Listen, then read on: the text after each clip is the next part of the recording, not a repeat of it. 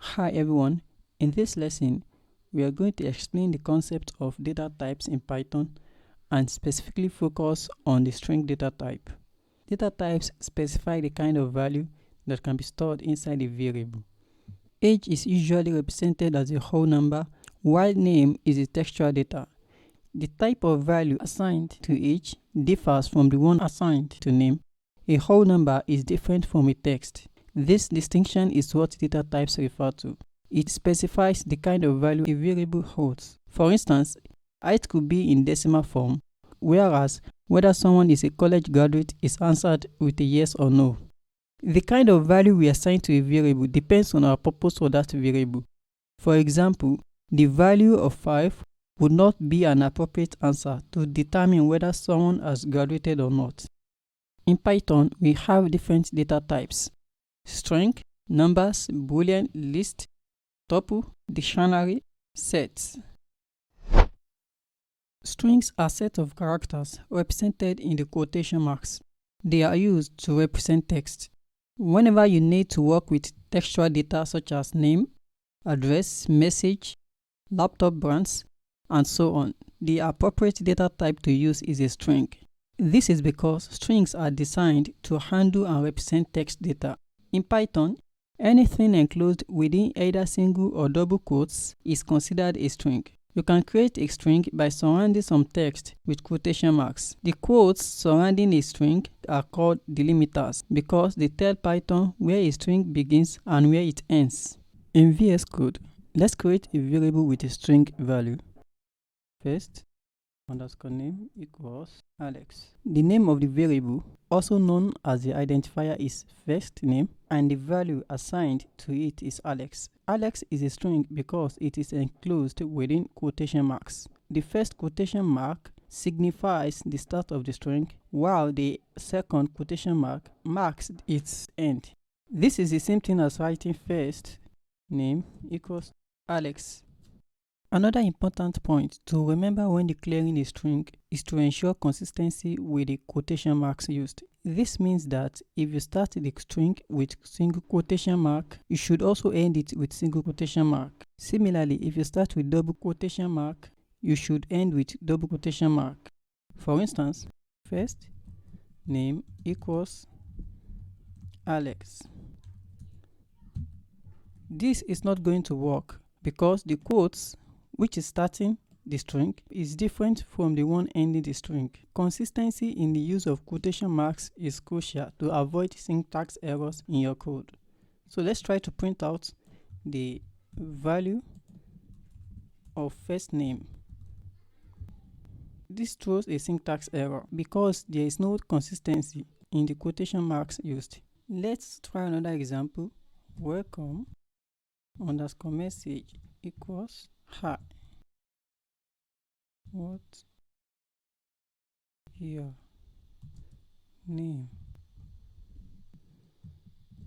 We have 3 quotes. The first quote signifies the start of the string. What do you think is going to happen with this line of code? We have 3 quotes. Python sees the first quote as the start of the string, then it moves until it sees another quote of the same type.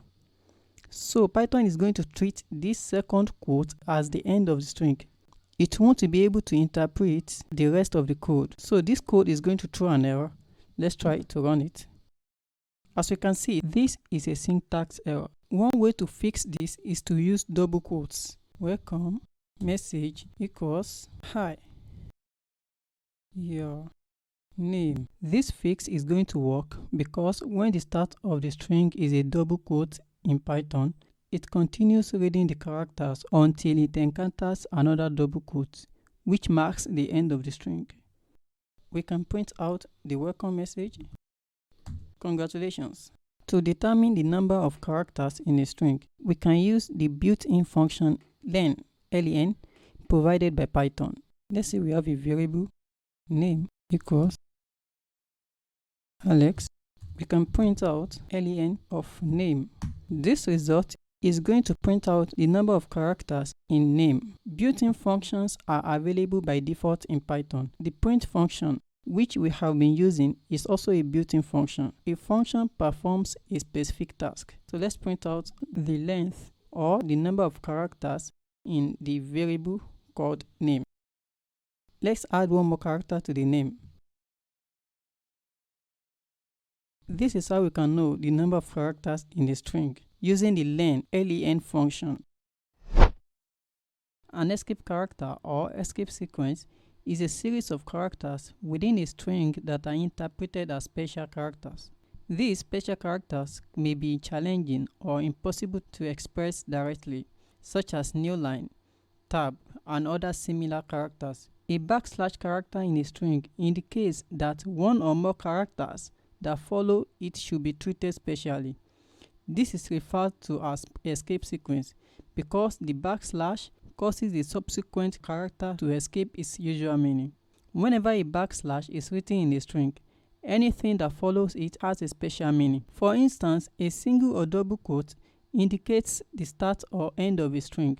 However, when it is preceded by a backslash, it signifies that it should escape its usual meaning of being a delimiter and instead be treated as a normal character within the string. Whenever we see this in a string, it means a normal single quote, not a delimiter, while this a normal double quote, not also a delimiter. This represents a backslash, while this represents a new line. This represents horizontal tab, vertical tab, and a backspace. Let's declare a variable to explain escape characters. Name, print, name. To use an escape character, we need to insert a backslash, then a character with a special meaning, such as T. /T means a tab. Let's try that. So let's also try N, which means a new line. So these are the escape characters. This means whenever we have a backslash, anything that follows has special meaning. Let's try out another fix for what we have defined here in welcome message. This is welcome message. The way we were able to fix this before was to use double quote. Another fix for this while using single quote is to escape the meaning of these quotes. So to do that, we simply need to use a backslash. Whenever we use a backslash and a single or double quote follows it, they are not interpreted as delimiters. So let's print out the welcome message.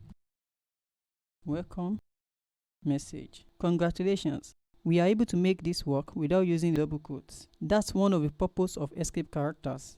To ignore all escape characters in a string, we have to make the string as a raw string using the letter R before the string. This means all the escape characters will be ignored. We can also use uppercase for that. Thank you for watching, and I hope you enjoyed this video. Please like, comment, and subscribe to grow the channel.